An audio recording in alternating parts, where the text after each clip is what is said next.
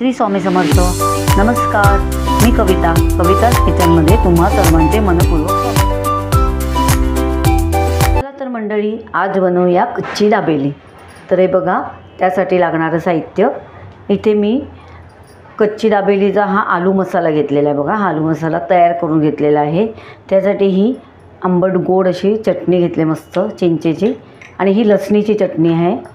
डाळिंबाचे दाणे आहेत, बारीक शेव आहे, आणि मसाला शेंगदाणे आहेत. आणि अर्थातच आपल्याला लागणार आहे दाबेली पाव. जर दाबेली पाव नसतील तर साधे पाव असले तरीसुद्धा चालेल, तरी काही हरकत नाही. चला तर आपण आता करायला घेऊया. सर्वप्रथम आपण काय करायचे आहे, आपण आता सर्व हे पाव तयार करून घेऊया. हे बघा, आता हा पाव कापायचा कसा, तर असा नाही कापायचा, तर त्याला क्रॉसमध्ये कापायचा. कधी पण दाबेली करताना क्रॉसमध्ये कापायचा. हा इकडे जे जॉईंट असतं ना, असं क्रॉसमध्ये. आता बघा, असा तिरका ठेवून असा क्रॉसमध्ये आपण असा कापून घेऊया. बघा, असा क्रॉसमध्ये कापून घ्यायचा. फार सोपी रेसिपी आहे, पण सर्व तयारी करायला लागते त्याला खूप. पण एकदा सवय झाली का काय नाही वाटत. आता ही मी सगळी तयारी करून घेतलेली आहे. तुम्हाला जर पूर्ण व्हिडिओ त्याचा पाहिजे असेल तर मला कमेंट बॉक्समध्ये कळवा की आम्हाला पूर्ण रेसिपी दाखवा, तर मी तुम्हाला दाखवेल. हे बघा, हा आलू मसाला पण मी घरी केलेला आहे. सर्व मसाला शेंगदाणे वगैरे सगळे. हे बघा, असे क्रॉसमध्ये कापायचा, म्हणजे आपल्याला व्यवस्थित त्याच्यामध्ये भरता येतं. अशा प्रकारे हे बघा, अशा क्रॉसमध्ये असं क्रॉसमध्ये कापून घ्यायचं.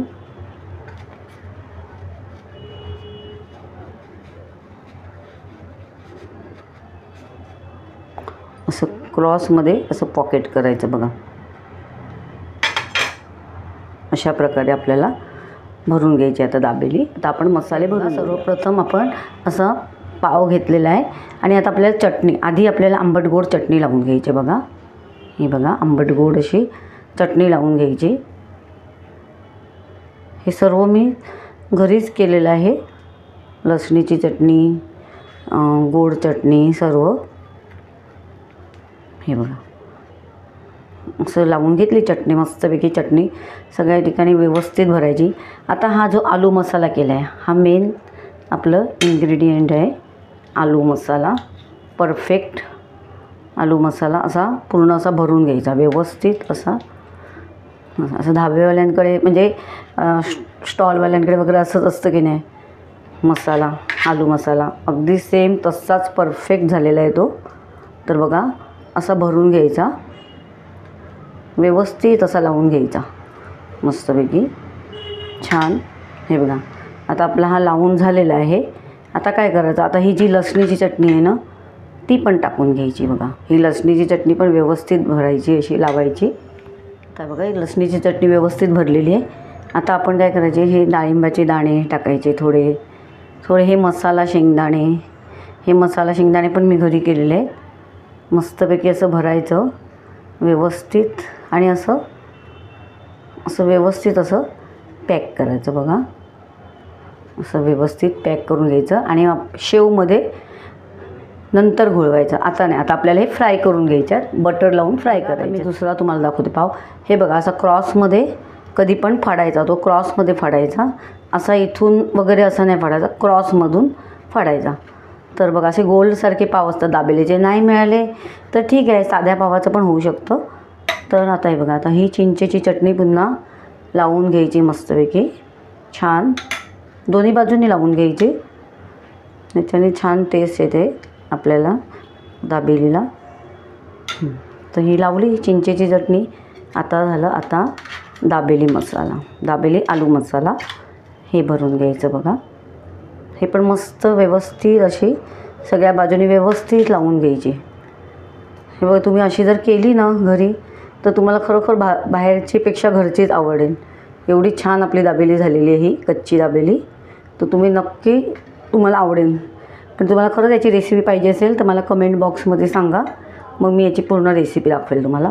ही बघा, ही लसणीची चटणी थोडीशी, जास्ती नाही घालायची, कारण मग त्याचा मग वास येतो. पण छान लागते लसणाच्या चटणीमुळे, छान टेस्ट येते त्याला. झालं. आता मसाला शेंगदाणे घालूया. मसाला शेंगदाणे, डाळिंब असं टाकून घ्यायचं. झालं. आणि व्यवस्थित हे असं पॅक करायचं. झालं. असं पॅक केलं. आता आपण हे फ्राय करायला घेऊया.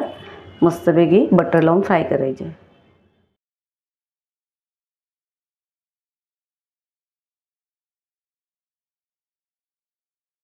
तरी बघा, आता आपण गॅस चालू करून घेऊया.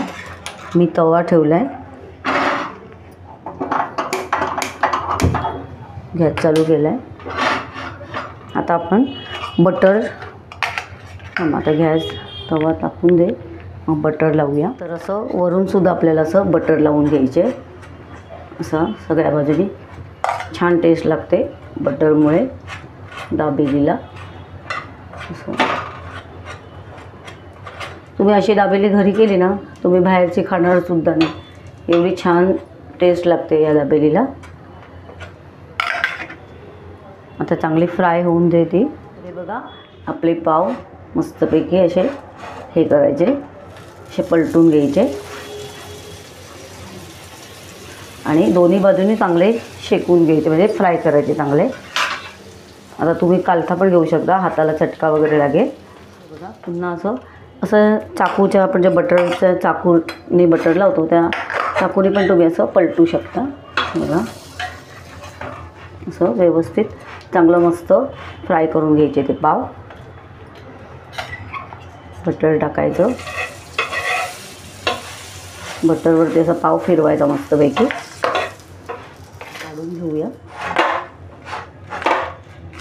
बघा, आता आपण करून घेऊया शेव लावून. बघा, अशा प्रकारे खाण्यासाठी तयार आहे कच्ची दाबेली.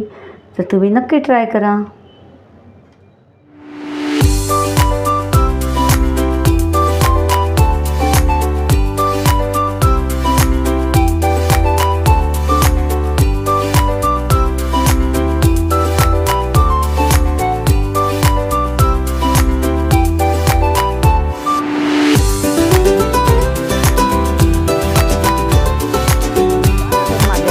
आवडत असतील तर अशाच गोड तिखट नवनवीन रेसिपीज पाहण्यासाठी तुम्ही माझ्या चॅनलला सबस्क्राईब करा आणि बेल आयकॉनला प्रेस करा.